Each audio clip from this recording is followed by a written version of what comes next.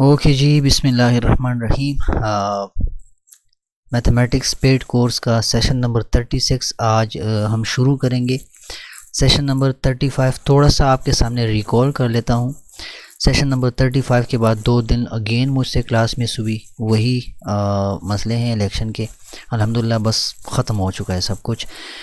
Session number 35 में class 8 का chapter number first वो हमने स्टार्ट किया था, अप्रोक्सीमेशन वगैरह के हवाले से था, अप्रोक्सीमेशन एंड एस्टिमेशन के हवाले से था। ये 1.1 एक्सरसाइज मैंने आपको करवाया था। इसमें सिग्निफिकेंट नंबर, इसकी डिटेल डेफिनेशन मैंने की थी कि सिग्निफिकेंट नंबर किस चीज़ को कहते हैं। वो नंबर जिसकी वजह से किसी कैलकुलेशन या मेजरमेंट के ऊपर असर पड़ता है, कम या ज़्यादा होता है, तो वो सिग्निफिकेंट नंबर्स होते हैं। फिर इस पर जो क्वेश्चंस किए, ठीक है, वो भी यहाँ पर आपके सामने है। सेशन नंबर 35 की वीडियो पड़ी हुई है, वो आप डिटेल से देख सकते हैं। इसमें इतना ज़्यादा काम नहीं किया था, 1.1 एक्सरसाइज ही था इस पूरे चैप्टर में, तो वो मैंने कर दिया था। अब नीचे आते हैं, देखें वही राउंड ऑफ वाला किस्सा यहाँ पर हुआ था। सिग्निफिकेंट नंबर्स थे और उसको स्पेसिफाइड नंबर्स तक राउंड ऑफ करना था। किसी नंबर को 3 सिग्निफिकेंट नंबर तक से राउंड ऑफ करना था, किसी नंबर को 4 सिग्निफिकेंट नंबर तक राउंड ऑफ करना था। तो वो रूल मैंने आपको इस सेशन में 35 सेशन में पढ़ा दिया था। फिर चैप्टर 2 मैंने स्टार्ट लिया और 2.1 एक्सरसाइज आप लोगों के सामने कर दिया। रियल नंबर्स के ऊपर ये एक्सरसाइज था। ये चैप्टर इतना ज़्यादा यहाँ पर मुश्किल भी नहीं है और इसमें कुछ ख़ास है भी नहीं। जो है वो टर्मिनोलॉजीज़ मैंने आलमोस्ट कवर कर ली हैं आपको। टर्मिनेटिंग डेसिमल नंबर्स या non terminating decimal numbers, recurring decimal numbers और नॉन रिकरिंग डेसिमल नंबर्स, वो इस चैप्टर में और इस एक्सरसाइज में मैं करवा चुका हूँ। ठीक है, वीडियो पड़ी है, आप लोग देख लो। ये फिर उसके ऊपर कुछ क्वेश्चंस मैंने किए थे और फिर नीचे आते हैं वही टर्मिनेटिंग नॉन टर्मिनेटिंग वो वाले किस्से यहाँ पर मैं करवा चुका हूँ। इसका जो आखिरी स्लाइड है ताकि पता चले कि हमने स्टॉप कहाँ किया था। अच्छा, एक्सरसाइज 2.2, इसमें क्वेश्चन नंबर 5 तक मैं आ गया था और यहाँ पर मैंने आपको ये significant number, terminating, non terminating, recurring, non recurring, उसका रिकॉल किया था आपको। यहाँ पर क्वेश्चन नंबर 5 में क्या है, एक्सरसाइज 2.2 में ये सेशन नंबर कौन सा है, सेशन नंबर 36। इसमें जो let me select the pens, okay, session number कौन सा है हमारा,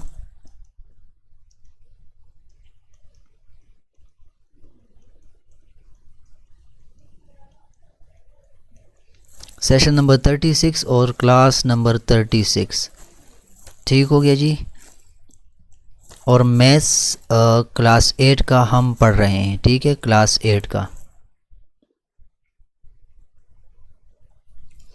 अच्छा, इसमें ये वाला एक्सरसाइज 2.2 स्टार्ट किया था और इसमें क्वेश्चन नंबर 5 तक मैं आ गया था। इसमें जो अभी 5 नंबर क्वेश्चन था वो मैंने किया नहीं था। करना क्या है, इसमें आपको यहाँ पर कुछ फ्रैक्शंस गिवन है, ठीक है, और आपको कहते हैं कि identify the rational numbers which are not in standard form. आपको कुछ फ्रैक्शंस गिवन है और उनको आपने आइडेंटिफाई करना है कि ये स्टैंडर्ड फॉर्मेट में है या नहीं है, मुख्तसर तरीन शक्ल में है या नहीं है। मैं सिर्फ एक ही क्वेश्चन यहाँ पर लिख के आपको समझाता हूँ। -12 डिवाइडेड बाय 16। यार आप देख लो, ये जो फ्रैक्शन है इट इज़ नॉट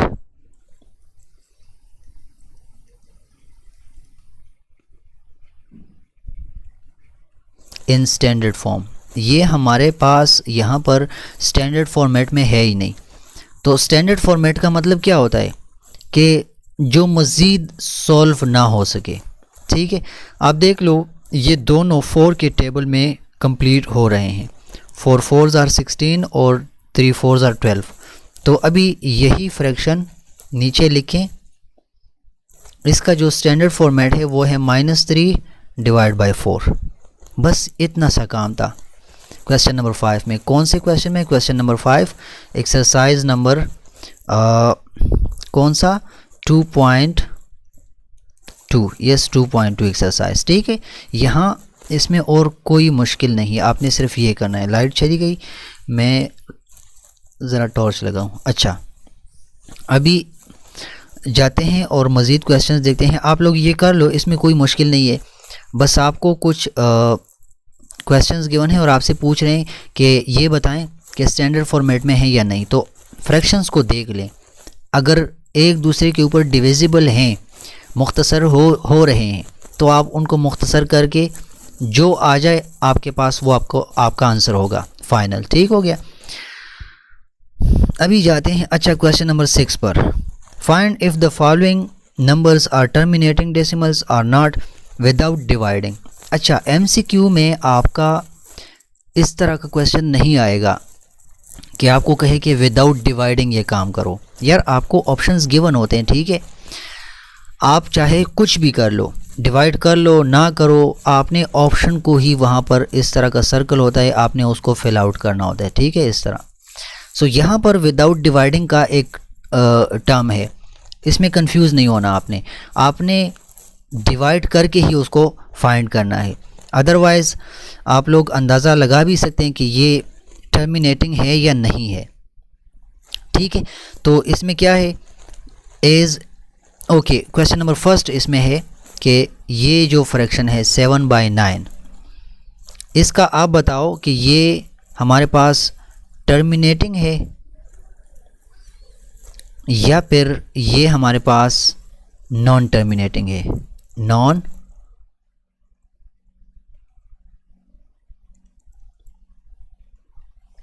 आपने ये बताना है इनको। अच्छा, अब हम क्या करेंगे, विदाउट डिवाइडिंग इसका तरीका ये है, as in the denominator we do not have only 2 or 5 therefore it is non terminating decimal.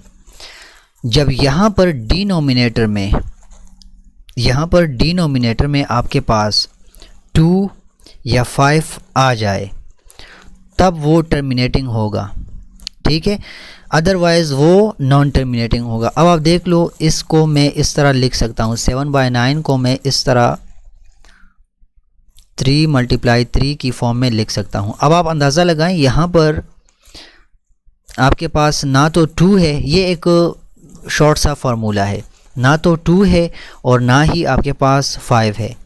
तो जब आपके पास 2 और 5 डिनोमिनेटर में ना हो तो ये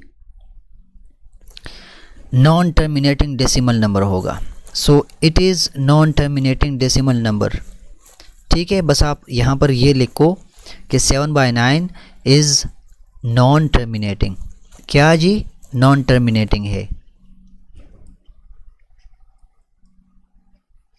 अच्छा, अगर मैं आपको बताता हूँ, अगर आपके पेपर में आ गया कि यार 7/9 का बता दो कि ये टर्मिनेटिंग है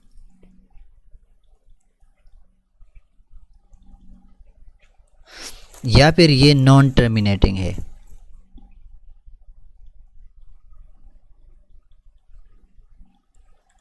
तो आपने और कुछ नहीं करना, आपके पास रफ़ वर्क का एक पेज होगा, अभी से समझ लें, रफ़ वर्क का एक पेज होगा, आप इस तरह कर लें।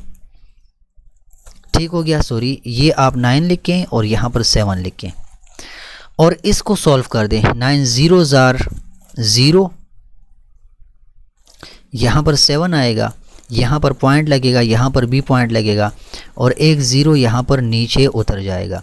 सो ये अब 70 बन गया और इस तरह करते करते आपने इसको सॉल्व करना है।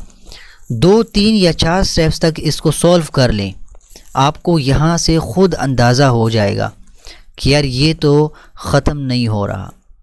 तो बस आप लिख लो कि ये नॉन टर्मिनेटिंग है, ख़त्म नहीं होने वाला।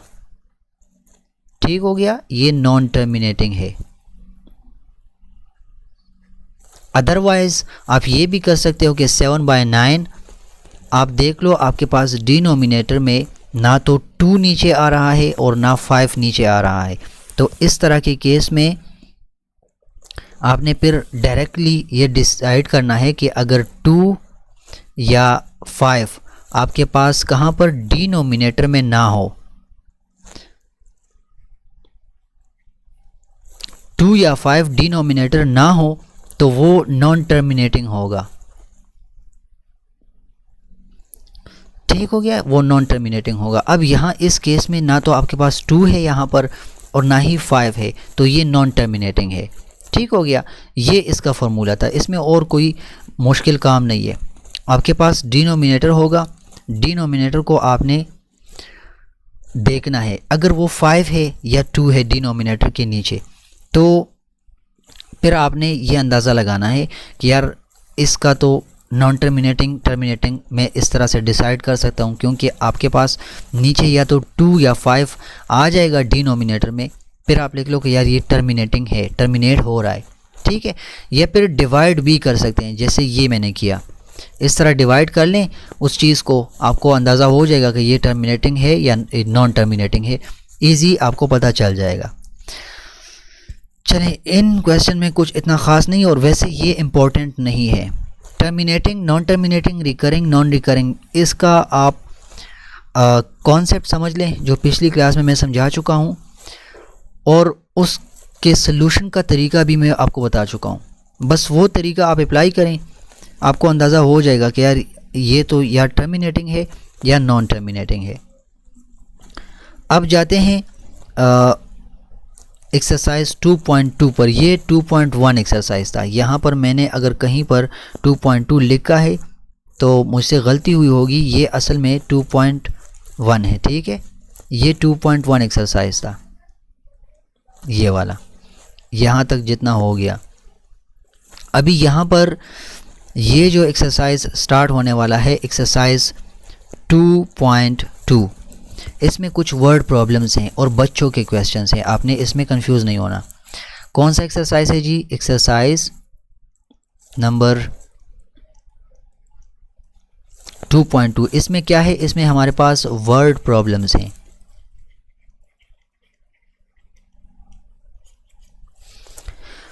मैं आपको फर्स्ट क्वेश्चन करवाता हूं, देखें आप।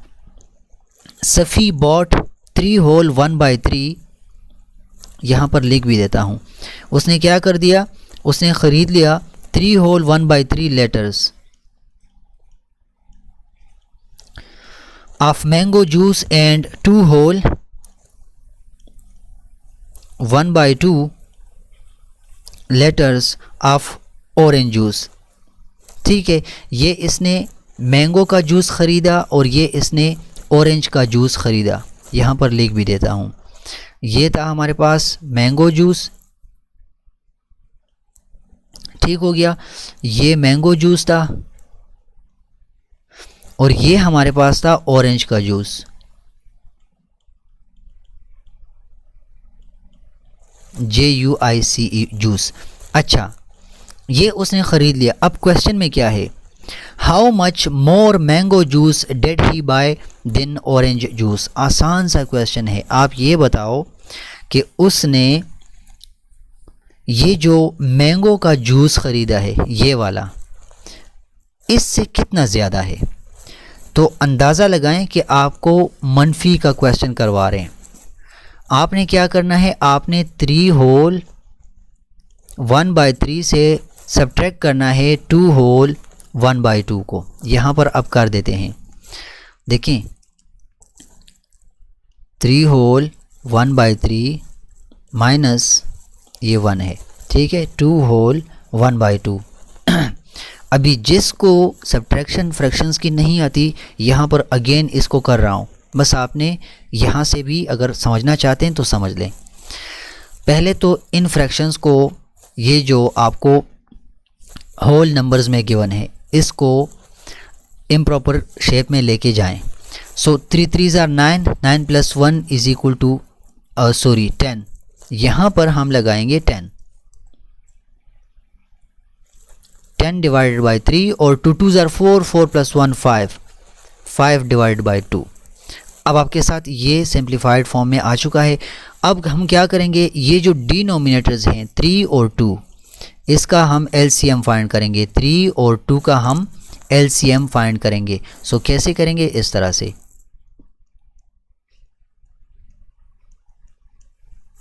ठीक हो गया, ये मैं कर चुका हूँ डिटेल में, आपको समझ आ जाएगा। अब इनको मल्टीप्लाई कर दें। 2 3s are LCM हमारे पास आ गया 6। तो अब इस 6 को यहाँ पर आपने लगाना है। 6 यहाँ पर लिख लिया मैंने। 3 के साथ हम कौन सा नंबर यहाँ पर मल्टीप्लाई करें कि 6 आ जाए। सो 3 2s are 6, ये ऊपर 10 इसके साथ मल्टीप्लाई हो जाएगा। अब माइनस 2 के साथ 3 मल्टीप्लाई होगा। So 2 3s are 6 multiply by 5। अच्छा 10 2s are 20 minus 5 3s are 15 divided by 6 is equal to 20 में से 15 निकाल दें तो 5/6 आ जाएगा। ये आपके पास इसका जो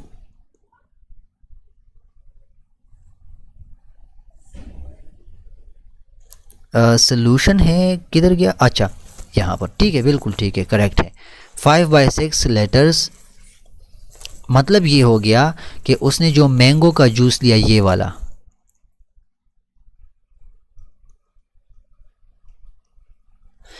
ये इस ऑरेंज जूस से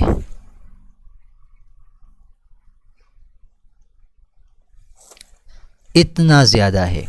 mango juice 5/6 litres orange juice से ज़्यादा उसने ख़रीदा है। बस आसान सा क्वेश्चन है, सब्ट्रैक्शन का क्वेश्चन था, 2 फ्रैक्शन को सब्ट्रैक्ट करना था। बाकी जितने भी क्वेश्चंस हैं वही आसान से क्वेश्चन है। मैं एक यहाँ पर रिकॉल भी कर देता हूँ। अदीला एक लड़की है, उसने bought 6 packets of dates for Ramzan. उसने रमज़ान के लिए खजूर के 6 पैकेट्स ख़रीदे। If the mass of 1 packet is 3 whole 1/2 kg, find the total mass of the dates she bought. अच्छा अदीला एक लड़की है, उसने डेट्स ख़रीदे, कितने पैकेट्स, 6 पैकेट्स। ये उसने ख़रीदे किस चीज़ के, डेट्स के।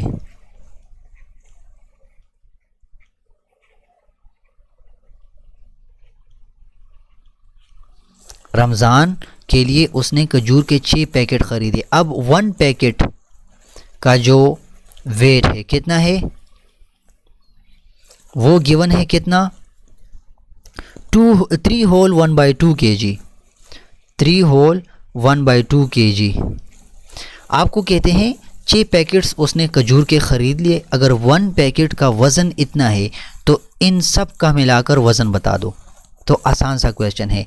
इस चीज़ को 1 पैकेट का जो वज़न है इसको इसके साथ मल्टीप्लाई करना है। सो 3 होल 1/2 मल्टीप्लाई बाय 6। अब इसको कर लें, 3 2s are 6 + 1, 6 + 1 7/2 मल्टीप्लाई बाय 6। अब आसान हो गया, क्रॉस मल्टीप्लिकेशन से ये कैंसिल हो सकता है। यस, 2 1s are 2 और 3 2s are 6, 7 multiply by 3, 21 answer हमारे पास आ रहा है, 21 किलोग्राम। उसने जो 6 पैकेट्स ख़रीदे ये वाले, उसकी कुल वज़न 21 kg के बराबर है। 21 किलोग्राम के कितने, 21 किलोग्राम। बस इस तरह बच्चों के छोटे छोटे क्वेश्चंस हैं। मैं थोड़े से स्लाइड्स यहाँ पर ऐड कर लेता हूँ, आप लोग इसमें कंफ्यूज ना हो, आसान से क्वेश्चन है, ठीक है। Okay, let me add duplicates. Okay 47 48 49 50 यहाँ तक हो जाएगा इंशाल्लाह। अच्छा अब जाते हैं मज़ीद क्वेश्चंस के ऊपर। बस ये 2.2 में यही इस तरह के मल्टीप्लिकेशन, डिवीज़न, सब्ट्रैक्शन, एडिशन वगैरह के फ्रैक्शंस के ऊपर क्वेश्चंस हैं। आप लोग देख लो, कर सकते हैं आप, ठीक है। मैंने नहीं करना, आसान से क्वेश्चंस हैं। अब जाते हैं एक्सरसाइज नंबर 2.3 के ऊपर। बड़ा ही ज़बरदस्त किस्म का एक्सरसाइज है और आसान भी है। आपको कहते हैं 2.3 एक्सरसाइज, ठीक है। एक्सरसाइज नंबर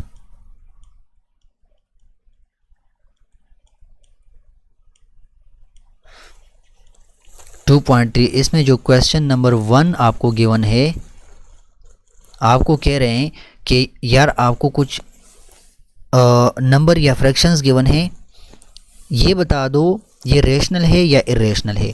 तो रेशनल का मतलब क्या होता है, मैंने आपको समझाया हुआ था।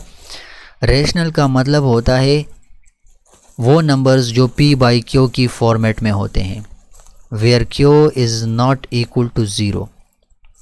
फ्रैक्शन की फॉर्म में जो नंबर होता है वो रेशनल होता है। इर्रेशनल हमारे पास क्या होता है? इर्रेशनल हमारे पास एक तो पी बाई क्यू फॉर्मेट में नहीं होता, दूसरा ये हमारे पास नॉन टर्मिनेटिंग होता है, ख़त्म ना होने वाला नंबर होता है। ठीक है, अच्छा अब एक देख लेते हैं। इसमें जो पहला पार्ट है, पार्ट ए, आपको एक नंबर गिवन है 5, ये बताएं ये रेशनल है या इर्रेशनल है। तो आसान है, आप लोग देख लो। इस 5 को मैं इस तरह भी लिख सकता हूँ पी बाई क्यू में। यहाँ पर पी हमारे पास 5 है और क्यू की जगह हर एक नंबर के नीचे 1 होता है, वो लिखते नहीं है। चूँकि पी बाई क्यू फॉर्मेट में है इसलिए ये हमारे पास एक रेशनल नंबर है। आसान सा क्वेश्चन है। ठीक है, इसी तरह 1/2 आपको गिवन है। 1/2 अगर आप कैलकुलेटर से कर लें तो 0.5 आंसर इसका आएगा, जो कि टर्मिनेट भी हो रहा है। ठीक है, और फ्रैक्शनल फॉर्मेट में भी है। पी बाई क्यू में ऑलरेडी ये हमें गिवन है। So it is a rational number. क्या है जी? Rational number. ठीक हो गया। बाकी इस तरह के क्वेश्चंस इसमें हैं। अच्छा, और यहाँ पर एक गिवन है 8/-9। आसान सा क्वेश्चन है। मैंने ये करने नहीं थे ये सारे क्वेश्चन, ये एक्सरसाइज मैंने नहीं करना था। बड़ा ही आसान एक्सरसाइज है, लेकिन इसमें कुछ स्टूडेंट्स ऐसे हैं जिनके बेस नहीं है, बुनियाद उनकी पक्की नहीं है, इसलिए हर एक चीज़ करनी पड़ रही है मुझे। ठीक है, वरना मैंने कोर्स में सिर्फ इम्पोर्टेंट और ज़्यादा जो वैल्यू रखते हैं वो वाले एक्सरसाइजेस करने थे। मैं हर एक एक्सरसाइज क्यों कर रहा हूँ? क्योंकि स्टूडेंट्स का बेस नहीं बना, इसलिए उनकी खातिर हर एक क्वेश्चन करना पड़ रहा है मुझे। सो यहाँ पर P हमारे पास 8 है, Q हमारे पास -9 है। सो P बाई Q की फॉर्मेट में ये चीज़ एग्जिस्ट कर रहा है, तो ये हमारे पास रेशनल नंबर है।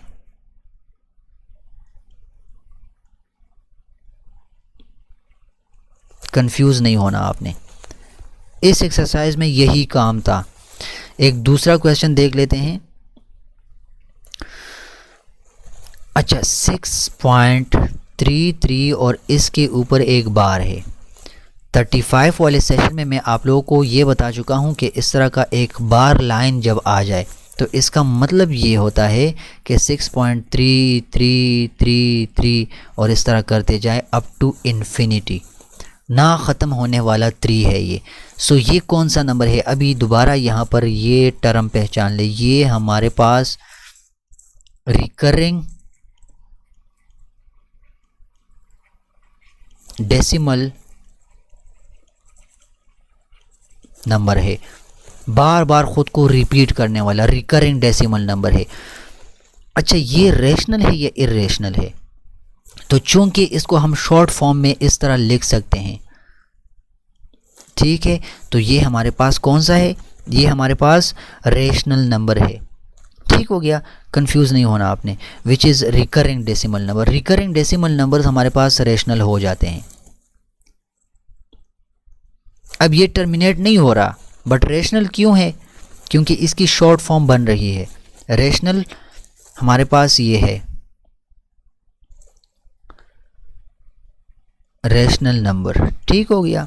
और P बाई Q फॉर्मेट में इसको अगर लिखना है तो वो भी लिख सकते हैं। देखें, 6 होल 33/100 एग्जैक्टली इस तरह नहीं लिख सकते, क्योंकि 33 इसमें हमारे पास रिपीट हो रहा है, 3 रिपीट हो रहा है।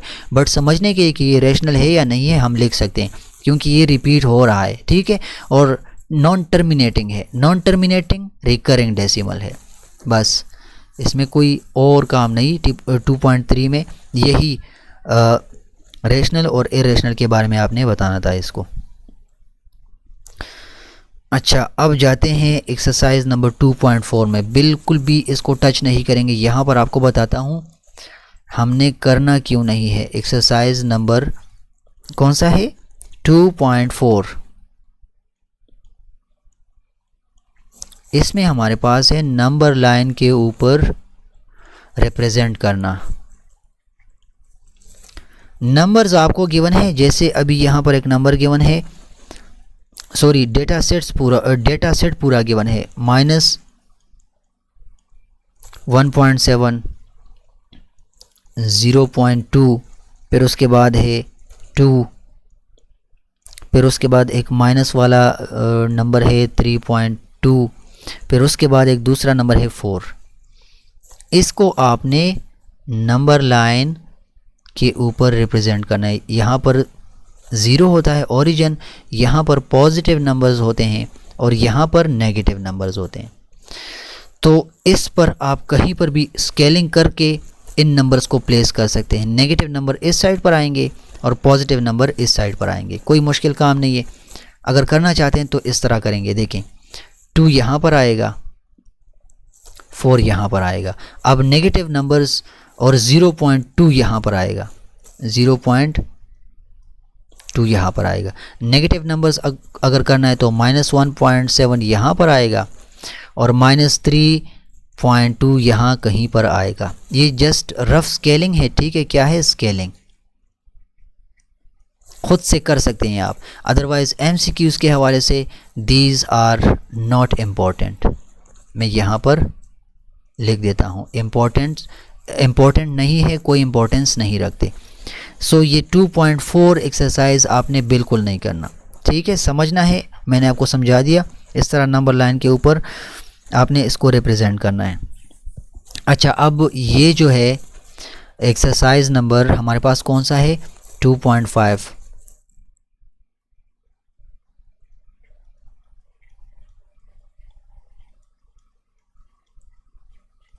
इसमें आपको कुछ क्वेश्चंस गिवन हैं और आपको कहते हैं कि इनके अंदर जो ऑपरेशंस हो रहे उसकी प्रॉपर्टीज़ बताएं। तो ये मैं करवा चुका हूँ। Commutative property, associative property, additive property और मल्टीप्लिकेटिव प्रॉपर्टी, ठीक हो गया। डिस्ट्रीब्यूटिव प्रॉपर्टी, ये चीज़ें मैं करवा चुका हूँ। मैं यहाँ पर रिकॉल कर रहा हूँ। देखें, आपको पहला जो क्वेश्चन है पार्ट ए, क्वेश्चन नंबर 1 में आपको गिवन है 17 plus under the root 7 is equal to under the root 7 plus 17। अब आपने सिर्फ इसका नाम लिखना है। देखें, अगर आप इसका सलूशन निकालेंगे तो वो बराबर होगा इसके सलूशन के मुतालिक। इसका मतलब ये है a प्लस बी अगर आप करेंगे या b प्लस a अगर आप करेंगे, दोनों साइड से जो आंसर आएगा, दोनों साइड से, लेफ्ट हैंड साइड से और राइट हैंड साइड से जो आंसर आएंगे वो इक्वल होंगे। तो इस किस्म की प्रॉपर्टी को हम क्या कहते हैं, कम्यूटेटिव प्रॉपर्टी। यहाँ पर लिख रहा हूँ।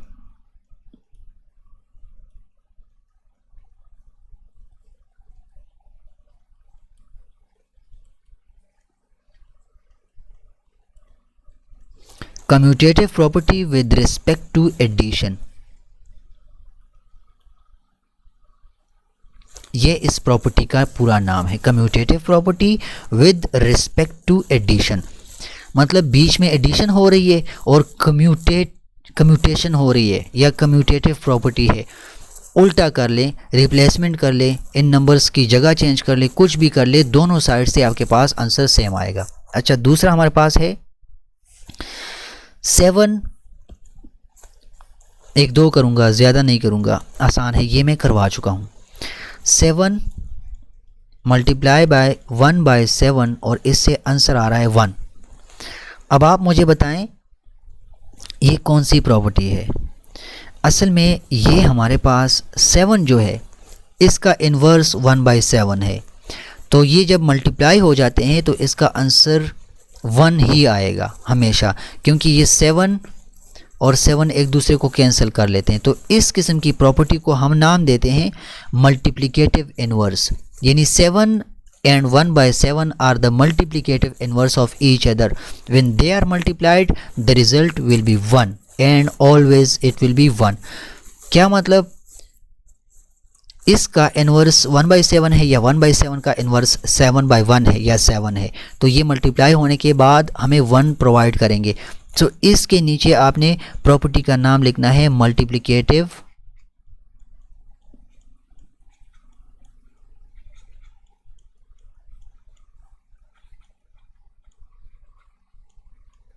इन्वर्स। ठीक हो गया जी, इजी है, मुश्किल नहीं है।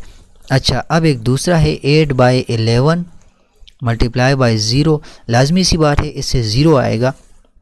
आप ये बताएं इसका मतलब क्या है।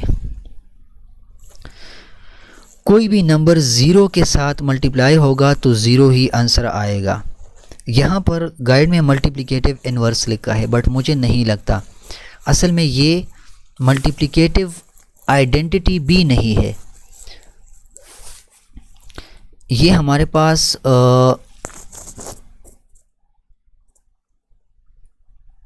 इसका जो भी नाम होगा वो मैं कंफर्म कर लूँगा। फ़िलहाल इसके नीचे मैं आंसर नहीं लिखने वाला, बिकॉज़ ये क्लियर नहीं है, नॉट क्लियर। चलिए मैं इसको क्लियर कर लूँगा। इसमें मसला ये है, मल्टीप्लिकेटिव इन्वर्स में आपके पास रिज़ल्ट 1 आता है। ठीक हो गया, यानी जब वो मल्टीप्लाई हो जाते हैं। अब 8/11 का जो मल्टीप्लिकेटिव इन्वर्स है 11/8, इससे रिज़ल्ट 1 आएगा। ठीक हो गया, तो इसको हम मल्टीप्लिकेटिव इन्वर्स कहते हैं इस चीज़ को। यहाँ पर 0 के साथ मल्टीप्लाई हो रहा है और रिज़ल्ट आपके पास लाजमी सी बात है 0 आएगा, तो आई थिंक इसको भी मल्टीप्लिकेटिव इन्वर्स कहते हैं, but I am not sure. मैं इसको क्लियर कर लूँगा, कोई मसला नहीं। दूसरा देख लेते हैं। अच्छा, 1/3 प्लस 0, इससे क्या आएगा 1/3। देखें एक नंबर है, वो 0 के साथ ऐड होकर अपनी आइडेंटिटी चेंज नहीं कर रहा। कोई भी नंबर हो 0 के साथ जब ऐड होगा तो अगेन वही नंबर आएगा, तो इसको कहते हैं एडिटिव आइडेंटिटी। ये नाम आपने याद रखना है, एडिटिव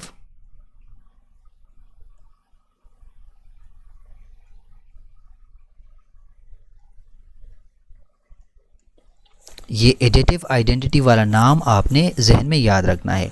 कोई भी नंबर 0 के साथ ऐड होता है तो वही नंबर अगेन आता है, अपनी शनाख्त बरकरार रखता है, identity. So this property is known as additive identity. ठीक हो गया।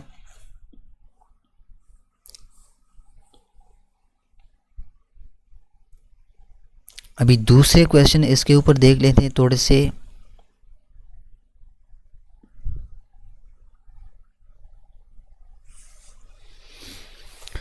चलिए अभी जाते हैं मज़ीद क्वेश्चंस में बुक में देख लेता हूँ। सॉरी। अच्छा, अभी दूसरा एक क्वेश्चन है, देखें आपके पास एक क्वेश्चन है under the root 2 multiply by 2 multiply by 5। इस साइड पर क्या आएगा, under the root 2 multiply 2 under the 2 multiply 5। ये बताएं। देखें ये मैंने आपको समझाया हुआ था, जब इस तरह आ जाए a multiply by b multiply by c is equal to a multiply by b multiply by c। a और b की मल्टीप्लिकेशन से जो रिज़ल्ट आ जाए उसके साथ अगर आप c मल्टीप्लाई करेंगे, यानी लेफ़्ट हैंड साइड से जो चीज़ आएगा वो आपके पास इस तरह करने से भी राइट हैंड साइड पर सेम आएगा। सो इस प्रॉपर्टी का नाम मैंने आपको बताया था एसोसिएटिव प्रॉपर्टी। कौन सा, ये याद रखना है।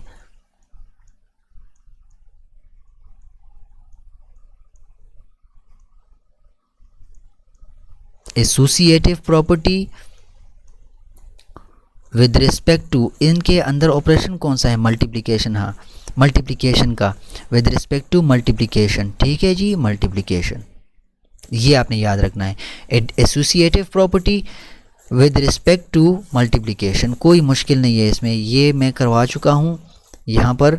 ये एग्जांपल्स कर लिए। अच्छा, अब जाते हैं दूसरे क्वेश्चन के ऊपर, देख लेते हैं कौन सी प्रॉपर्टी कहाँ पर यूज़ हो रही है।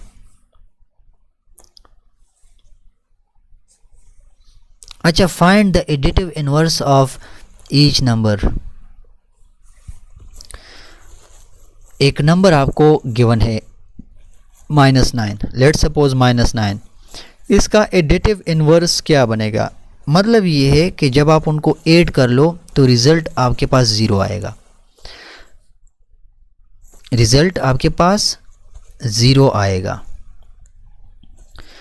तो यहाँ पर आप देख लो, अगर -9 के साथ मैं +9 करूँ तो रिज़ल्ट 0 आएगा। एग्जैक्टली माइनस और प्लस एक दूसरे को कैंसिल कर देंगे, तो -9 का जो एडिटिव इनवर्स है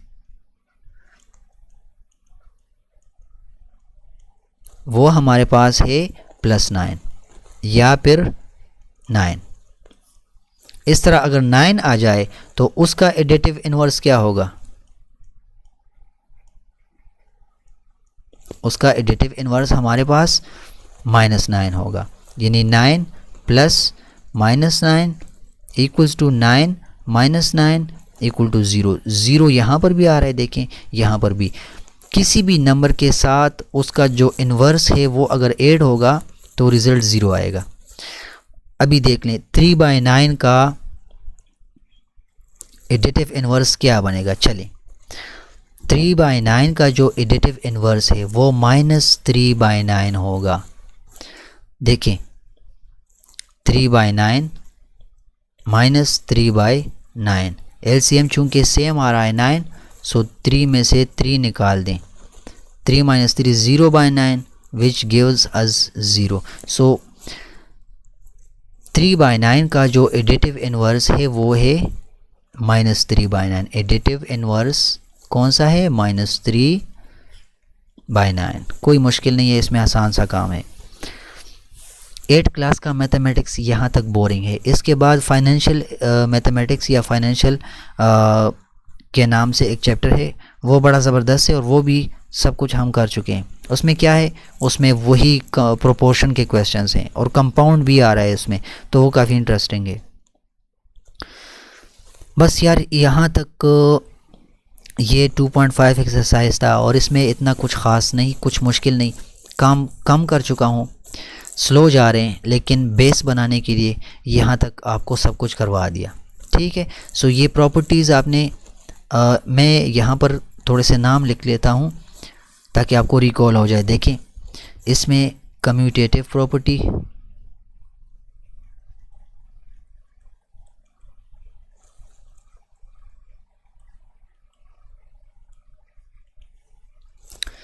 एसोसिएटिव प्रॉपर्टी,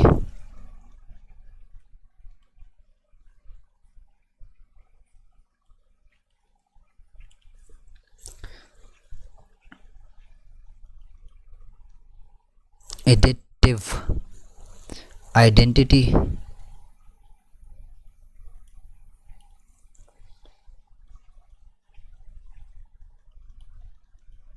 एडिटिव इनवर्स,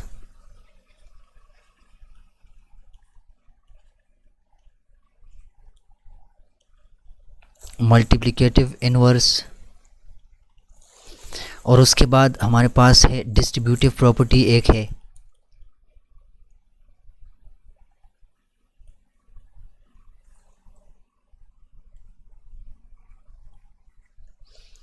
ये सारी की सारी मैं पिछली क्लासेस में करवा चुका हूँ।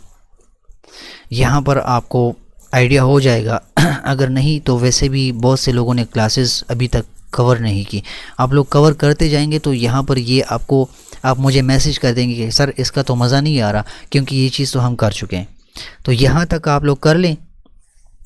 इसमें दूसरे कुछ क्वेश्चंस हैं, यहाँ पर मैं जल्दी से एक करवा देता हूँ। हमें कुछ क्वेश्चंस गिवन हैं कि इन नंबर्स की एब्सोल्यूट वैल्यूज़ फाइंड कर ले। Let's suppose find the absolute value of the following numbers. अच्छा, एब्सोल्यूट का मतलब क्या होता है? अगर मैं आपको 11 दूँ और आपको कहूँ कि इसकी एब्सोल्यूट वैल्यू क्या बनेगी, तो आपने मुझे कहना है कि 11 को एब्सोल्यूट में बंद करके 11 ही आएगा। अगर मैं आपको कहूँ कि -11 की एब्सोल्यूट वैल्यू क्या बनेगी, तो आपने करना ये है कि -11 को अगर एब्सोल्यूट में बंद कर लें तो वही 11 आएगा। ठीक है, इस तरह कुछ क्वेश्चंस बुक में भी हैं। -3/4 इसकी एब्सोल्यूट वैल्यू 3/4 आएगी। एब्सोल्यूट का कमाल ये होता है कि ये सारी की सारी वैल्यूज़ को जो नेगेटिव में होती हैं वो पॉजिटिव बना देता है। बाकी पॉजिटिव तो वैसे भी पॉजिटिव होती हैं, तो वो एज़ इट इज़ लिखनी है। अगर नेगेटिव हो, जैसे यहाँ -11 था तो इसने +11 कर दिया, यहाँ पर -3/4 था तो इसने +3/4 कर दिया। ये इसमें कुछ क्वेश्चन थे जो मुझसे रह गए थे एब्सोल्यूट वैल्यूज़ के ऊपर। ये आप कर लो, इसमें कोई मुश्किल नहीं। और ये सेशन नंबर 36 तक, कल इंशाल्लाह यहाँ से सेशन नंबर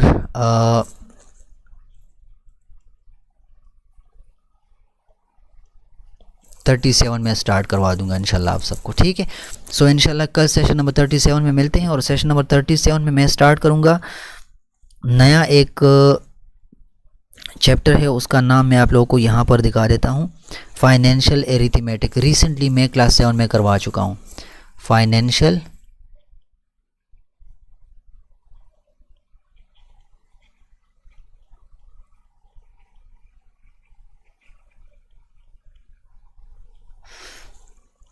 ये चैप्टर इम्पॉर्टेंट है एमसीक्यूज़ के हवाले से। क्लास 6 और 7 में मैं करवा चुका हूँ, यहाँ पर भी आपको करवा दूंगा फाइनेंशियल एरिथमेटिक। ये काफ़ी इंपॉर्टेंट है एमसीक्यूज़ के हवाले से, और कल से क्लासेस मज़ीद इंशाल्लाह इंटरेस्टिंग हो जाएगी। सो इंशाल्लाह कल सेशन नंबर 37 में मिलता हूँ। आप सब ये सारे वीडियोस जो हो चुकी हैं वो देख लो। और अभी रिसेंटली इलेक्शन के बाद सेशन नंबर 35 हो चुका है, आज सेशन नंबर 37 हो गया। ठीक है, यहाँ से किधर चला गया, सेशन नंबर 37। ओके, यहाँ से सेशन नंबर 37 यहाँ से होके यहाँ तक ख़त्म हो गया, सेशन नंबर 37 यहाँ तक। कल से इंशाल्लाह 36 यहाँ तक ख़त्म हो गया, यहाँ तक। कल यहाँ से स्टार्ट लेंगे 37 पे स्टार्ट करके चैप्टर नंबर 3 क्लास 8 के मैथमेटिक्स से स्टार्ट कर देंगे इंशाल्लाह। और अभी इसके बाद मैथमेटिक्स मज़ीद इंटरेस्टिंग होने वाला है। ये सारी चीज़ें ऑलरेडी हो चुकी है। अगर आप लोग यहाँ पर बोर हो रहे हैं तो कोई मसला नहीं, सेशन नंबर 37, 38, 39 में मज़ीद न्यू चीज़ें आएंगी तो आपको मज़ा आ जाएगा, क्योंकि ये सारी चीज़ें ऑलरेडी हो चुकी हैं और आपको ऐसा लगेगा कि ये क्या अगेन एंड अगेन वही चीज़ें, बट जिनके बेस नहीं बने उनकी खातिर मुझे करना पड़ रहा है। ठीक है, तो इंशाल्लाह कल सेशन नंबर 37 में फाइनेंशियल एरिथमेटिक का चैप्टर स्टार्ट करेंगे और फिर वहीं आपसे मुलाकात होगी इंशाल्लाह। अस्सलाम वालेकुम।